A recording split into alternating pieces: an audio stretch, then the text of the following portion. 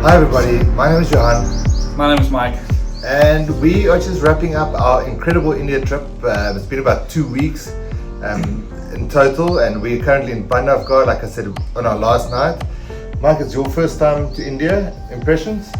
It is very different to Africa in many more good ways than the not so good. One of the not so goods is that it's quite far from home for us.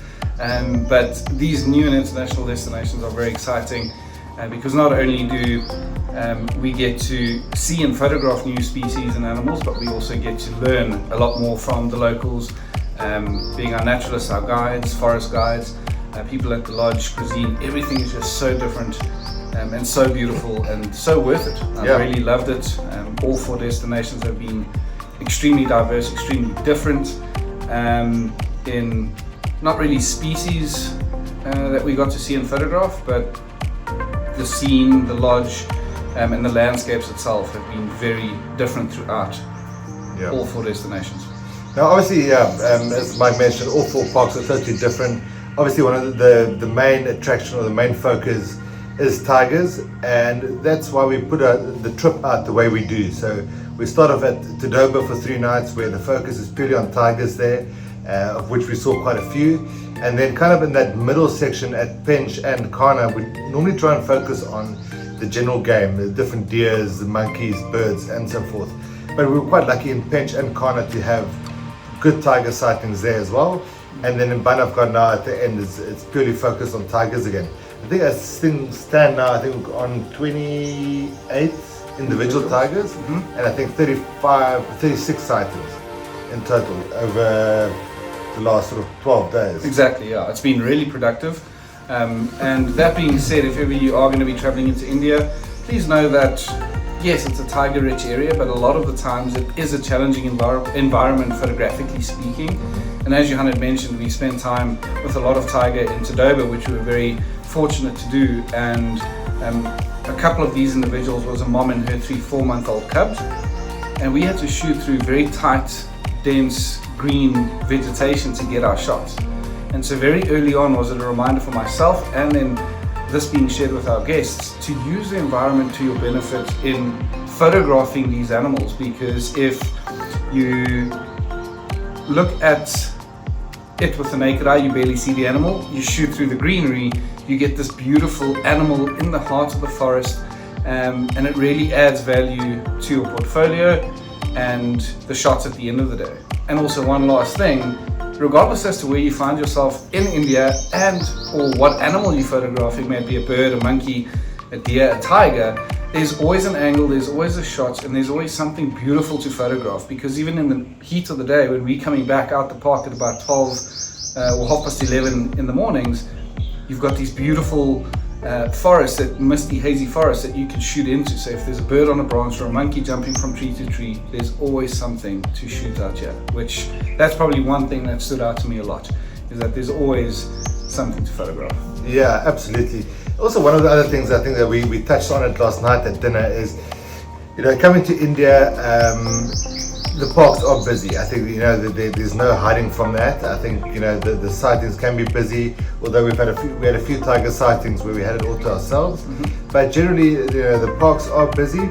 But in order for these tigers to survive and for these parks to thrive and kind of essentially save the tiger, which is essentially the end goal, they need to have like local people coming into these parks. So prepare yourself. It's not like an African safari where you kind of have 2 or 3 vehicles. You can have a lot of vehicles in there. I think it's part of the experience. But in my view, it doesn't really interfere with animal behavior so much, because you can't go off-road. So that means that that animal decides that it doesn't want to be seen, wants to stay out in the thickets, it can do that. And I think generally, the guides are quite respectful in letting the animal cross the road, and they don't let the tigers get too close to the vehicles. So from that point of view, yes, it's chaos when someone sees a tiger and people get very excited, but the end goal, respecting the tiger, I think the guys did pretty well. Extremely well, yeah. And yeah, because not only are they trying to get us into the best positions, but they also, like Johan said, being respectful to the animal, being respectful to the other guides in the area, because yeah, it can get, and they're narrow roads, so yeah, just bear that in mind coming in. And I think another thing to bear in mind is it's hot. Yeah. It's very warm, so be sure that you're packing good water bottles that will keep drinks cool, rehydrates, any sun protection, may that be hat, sunscreen, buffs for dust, good sunglasses, and yeah, come with an eagerness for amazing spicy Indian cuisine and some exciting times out in the national parks in India, because they are incredibly beautiful, and it's, I think, my two favorite destinations, definitely Kana and Bandhavgarh in terms of a scenery point of view, and wildlife sightings have been great throughout the range, but Kana and Bandhavgarh in terms of the landscapes and just the sheer beauty and the water in these areas is just something that I didn't expect. So that was a pleasant surprise for me. Yeah, absolutely. And I think also what also gives you a good idea of people's living is all these lodges are kind of on the outskirts of the parks. So in the mornings and the afternoons, you're driving through these villages on your way to the gates at the different parks, and I think that also just gives you a unique insight into people's lives. You know, whether it be people going to collect little fruit or collecting water or having their cattle or in the farmlands. I think it's a great insight into normal day-to-day life here. Oh, big time, big time. I think one of my favorite experiences was getting that cultural aspect of this, and just so that I'm sure the question might come, why are you staying in lodges on the outskirts of the reserves? There's no lodge in any of the national parks in India, so that's why we're on the outskirts, but we are very short distance away from the gates that we enter into the zones to go view the tigers and everything else in there. But yeah, that cultural aspect is really cool. We spent time in a local market in a village in Kana the one afternoon, which was, yes, that was a vibing experience. The smells, the sounds, the sights, that everything was just really buzzing there. It was really a great experience. And just last night at dinner, I was explaining to the guests in the vehicle, we were driving towards the gate we needed to enter at here in Bandhavgarh, and we use the same route onto the main road to get to the gates every morning. And part of this route is through, it's like a little shortcut through the village, and very narrow roads. We were driving along, we came around the corner, and this particular house and building's doors always been closed when we came past.